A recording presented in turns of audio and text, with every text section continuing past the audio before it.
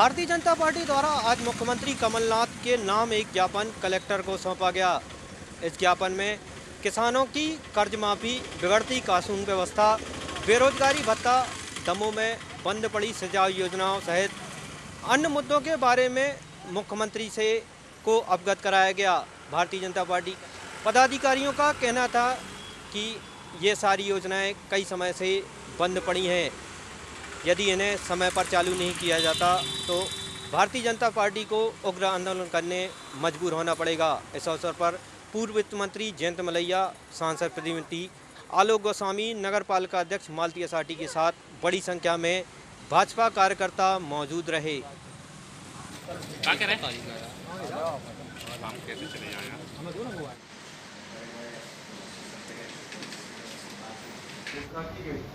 परंतु आज 8 महीने गुजरने के बाद ना तो अधूरे आवास पूर्ण करने के लिए राशि जारी की जा रही है। आपके पास आए प्रश्न करने के लिए किया जाए, हमारे मुख्यमंत्री जी को बताया जाए।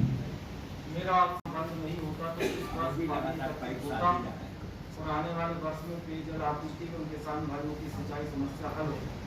माननीय मुख्यमंत्री जी, मध्य प्रदेश में भारतीय जनता पार्टी काफ़ी चीज़ों के बारे में जो कमलनाथ जी ने अपने घोषणा पत्र में कहा था, कांग्रेस ने कहा था, इनमें कोई भी काम नहीं हो रहा है और एक सूत्री काम पैसा बटोरने का चल रहा है, ट्रांसफ़र का काम चल रहा है, भारतीय जनता पार्टी के कार्यकर्ताओं को पुलिस के माध्यम से प्रताड़ित करने का काम चल रहा है, सरेआम अपहरण महिलाओं का हो रहा है।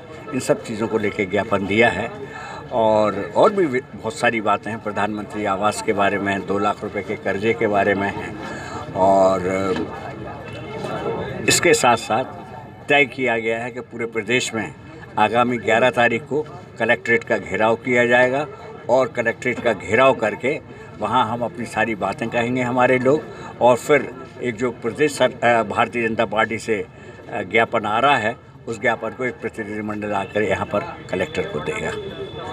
विवाह सम्मेलन के माध्यम में आपने, हाँ, विवाह सम्मेलन में हम लोग देते थे। बड़ी शिद्दत से, बड़ी मेहनत और ईमानदारी के साथ सारे लोग काम करते थे। जो कुछ राशि नहीं खर्च कर सकते थे, खूब मेहनत करते थे और बहुत प्रेम से शादी करते थे, जैसे अपनी बेटी, बहू या बहन की शादी कर रहा हो। परंतु अब देख रहे हैं कि ये बन गया है 51,000 रुपये लेने के लिए 10-15 हज़ार रुपये ले लेते कि तुम्हारी शादी करा देंगे। पिछले कलेक्टर ने उसकी जांच शुरू करा दी। कल ही मैंने अखबार में पढ़ा कि जो हिंडोरिया में शादी हुई थी उसमें 69 में से 61 शादियाँ फर्जी थी। तो जिनने भी की हैं, कराई हैं, ऐसे सब लोग जो दोषी हैं उनके खिलाफ सख्त कार्रवाई होना चाहिए। और दूसरी मज़ेदार बात यह है, 51,000 रुपये की राशि की घोषणा तो हुई है, परंतु राशि किसी को भी मिली नहीं है अभी तक। सरकार के कर्ज लेने पर हमें कोई आपत्ति नहीं है।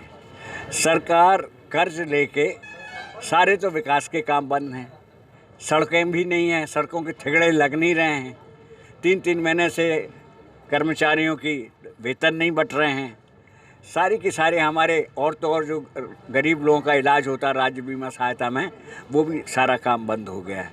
ऐसे में क्या किया जाएगा, क्या कहेंगे आप? 2000 कर्ज हम भी लेते थे, परंतु कर्ज लेके हम अधोसंरचना के विकास के ऊपर खर्च करते थे, सामाजिक जो हमारे सरोकार के काम थे उनके ऊपर खर्च करते थे, और हमने हमेशा अपना ख्याल रखा है कि हमारा रेवेन्यू सरप्लस रहे।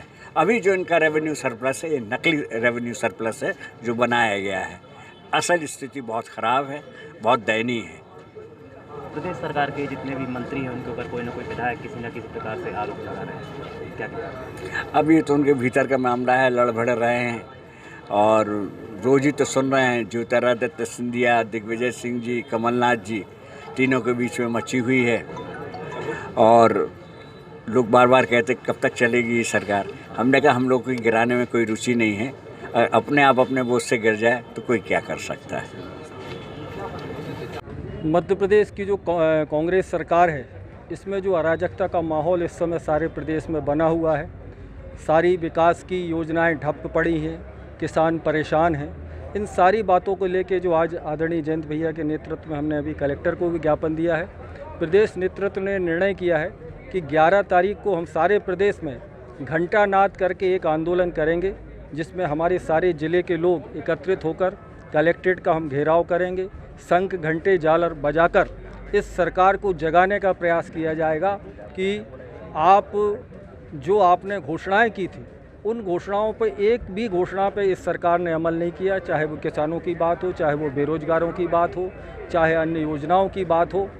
जो मुख्यमंत्री जी मंच से कहते थे कि मैं 10 दिन के अंदर कर्ज माफ़ कर दूंगा, आज वो 10 दिन से ना जाने कितने 100 दिन निकल गए, लेकिन किसानों के कर्ज माफ़ नहीं हुए।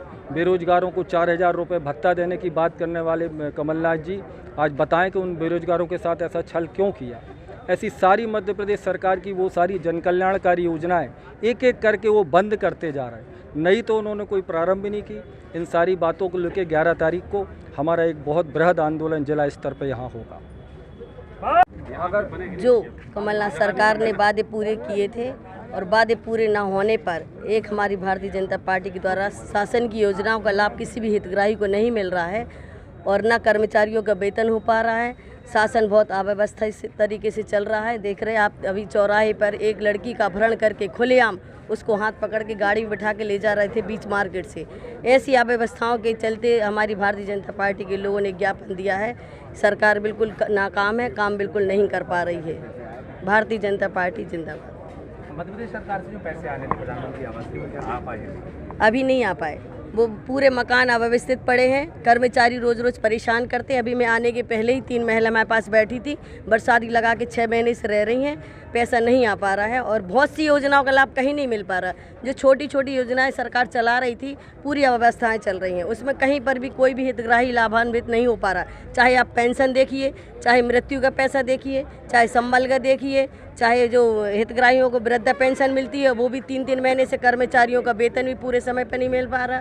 हमने महिला बाल विकास की लोगों से भी बात की थी, उन लोगों का 6-6 महीने से पेमेंट कभी 4000 कभी 6000 मिलता है। पैसा भी कम कर दिया है। जो हमारे केंद्र सरकार ने पैसा दिया था वह पैसा भी काट दिया सरकार ने।